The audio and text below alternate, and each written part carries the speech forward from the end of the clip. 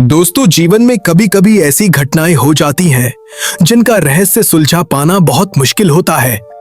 हमारी आज की कहानी भी ऐसी ही एक रहस्यमयी घटना से जुड़ी हुई है। ये घटना देशमुख परिवार के साथ हुई थी। रमेश देशमुख एक सरकारी विभाग में काम करते थे। कुछ समय पहले उनका ट्रांसफर मुंबई शहर में हुआ था, इसलिए वो अपनी पत्नी और बेटी के साथ एक नए घर में रहने आए थे। उनकी पत्नी का नाम सुनीता था और उनकी बेटी का नाम रिया। रिया नए शहर में आकर बहुत खुश थी, क्योंकि वो अपनी पढ़ाई के साथ साथ जॉब भी करना चाहती थी। तीनों लोग अपने नए घर में पहुंचे। पापा, घर तो ठीक है, लेकिन लगता है बहुत पुराना है। तुम्हें तो पता है रिया, मुंबई में घर ढूंढना कितना मुश्किल होता है। बड़ी मुश्किल से ये घर मिला है और ऑफिस के भी पास है। अभी थोड़ा गंदा लग रहा है क्योंकि रेनोवेशन हुआ है। साफ सफाई बाकी है, लेकिन तुम लोग चिंता मत करो, मैं इसे हमारे पुराने घर जैसा चमका दूंगी। माँ, घर चमका लेना, लेकिन इतना भी मत करना कि घर का रंग ही उड़ जाए। थोड़ी हंसी मजाक के बाद तीनों लोग घर की सफाई करने लगे। रिया अपने कमरे में चली गई। कमरा काफी समय से बंद था, इसलिए वहां बदबू आ रही थी। रिया ने खिड़की खोली और सफाई करने लगी। तभी उसकी नजर दीवार पर पड़े लाल निशानों पर पड़ी।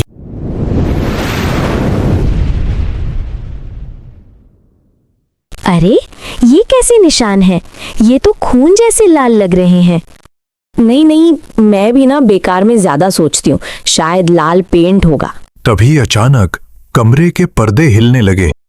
अजीब बात है, बाहर तो हवा भी नहीं चल रही। रिया को थोड़ा अजीब लगा, लेकिन उसने ज्यादा ध्यान नहीं दिया। पूरा दिन काम करने के बाद वो बहुत थक गई थी। रात के करीब 8 बजे उसकी माँ कमरे में आई। रिया बेटा, उठ जाओ, तुमने आज खाना भी नहीं खाया। मम्मी, बहुत थक गई हूँ। ठीक है, कम से कम थोड़ा दूध पी लो। रिया ने दूध पी लिया और सोने के लिए लेट गई। रात के करीब 1 बजे अचानक उसकी नींद खुल गई। उसे ऐसा महसूस हुआ जैसे उसके बेड के नीचे कोई नाखून से खरोंच रहा हो।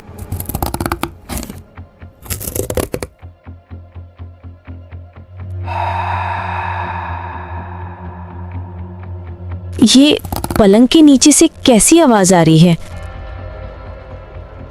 रिया को बहुत डर लग रहा था, लेकिन उसने हिम्मत करके पलंग के नीचे झांकने की कोशिश की, पर वहां कुछ भी नहीं था। यहाँ तो सब ठीक है, फिर आवाज कहाँ से आ रही थी?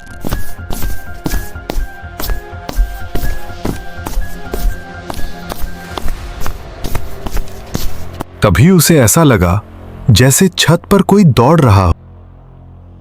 मम्मी पापा तो सो रहे होंगे, फिर छत पर कौन हो सकता है? रिया धीरे धीरे कमरे से बाहर जाने लगी। किचन की लाइट, वहां कौन हो सकता है? रिया का दिल तेजी से धड़कने लगा।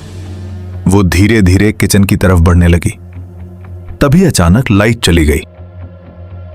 ओह, ये लाइट को भी अभी जाना था। अंधेरे में उसने ड्रॉर से टॉर्च निकाली। टॉर्च जलाकर वह किचन में पहुंची, लेकिन वहां कोई नहीं था। यहाँ तो सब नॉर्मल है, मैं ही बेकार में डर रही थी। जब टॉर्च जली तो उसके सामने उसकी माँ खड़ी थी। ओह मम्मी, आपने तो मुझे डरा ही दिया। लेकिन तभी टॉर्च फिर बंद हो गई। जब टॉर्च वापस जली तो वहां कोई भी नहीं था। मम्मी, अभी तो मम्मी यही थी। रिया डर के मारे जोर से चिल्लाने लगी। उसकी आवाज सुनकर उसके माता पिता भागते हुए आए। क्या हुआ बेटा, तुम इतनी घबराई हुई क्यों? रिया, सब ठीक है ना? मम्मी, यहाँ कोई है। रिया ने अब तक की सारी बातें अपने माता पिता को बता दी। मैं छत पर जाकर देखता हूँ। रमेश छत पर गए, लेकिन वहां कोई भी नहीं था। छत पर तो कोई नहीं है। शायद तुम बहुत थक गई हो बेटा, इसलिए तुम्हें वहम हुआ होगा। अगले दिन घर में अजीब अजीब घटनाएं होने लगीं। कभी सामान गिर जाता, कभी चीजें अपने आप हिलने लगती। कुछ दिनों बाद रिया ने ये सारी बातें अपनी दोस्त नेहा को बताईं। रिया, मुझे लगता है तुम्हें किसी पैरानॉर्मल एक्सपर्ट को बुलाना चाहिए। Paranormal expert? हाँ, मेरे जानने में एक एक्सपर्ट है। वो टेक्नोलॉजी से भूत प्रेत की जांच करते हैं। कुछ समय बाद एक एक्सपर्ट उनके घर आया। उसका नाम अर्जुन था।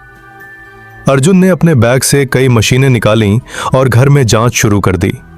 कुछ देर बाद वो वापस आया। बेटा, सब ठीक तो है ना? फिलहाल आप लोग घबराइए मत, सब ठीक है। लेकिन अर्जुन को इस घर में कुछ अजीब जरूर महसूस हुआ था। अगले दिन घर में बहुत सामान टूटा हुआ मिला। तब अर्जुन वापस आया। आंटी, अब मुझे पता चल गया है कि ये सब कौन कर रहा है। कौन हो सकता है? इस घर में एक आत्मा है। फिर अर्जुन ने इस घर का पुराना इतिहास बताया। 15 साल पहले इस घर में हरिदास नाम का आदमी अपनी बेटी कविता के साथ रहता था। एक रात एक चोर उनके घर में घुस गया। उसने पैसे और गहने लूटने की कोशिश की। हरिदास ने उसे रोकने की कोशिश की, लेकिन चोर ने उन्हें चाकू मार दिया। हरिदास की मौत हो गई। अपनी आंखों के सामने पिता की मौत देखकर कविता टूट गई। कुछ दिनों बाद उसने भी उसी घर में अपनी जान दे दी। तब से उसकी आत्मा इसी घर में भटक रही है। अगर उसने हमें कुछ कर दिया तो? नहीं, ये आत्मा बुरी नहीं है। ये सिर्फ आपको इस घर से डराकर भगाना चाहती है। तो अब क्या करें? इस आत्मा को इस घर से निकालना नामुमकिन है। आप लोगों को ही ये घर छोड़ना होगा। उस दिन के बाद रमेश अपने परिवार के साथ उस घर को छोड़कर हमेशा के लिए चले गए और वो घर फिर से बंद हो गया। कहते हैं कि आज भी वहां कविता की आत्मा भटकती है।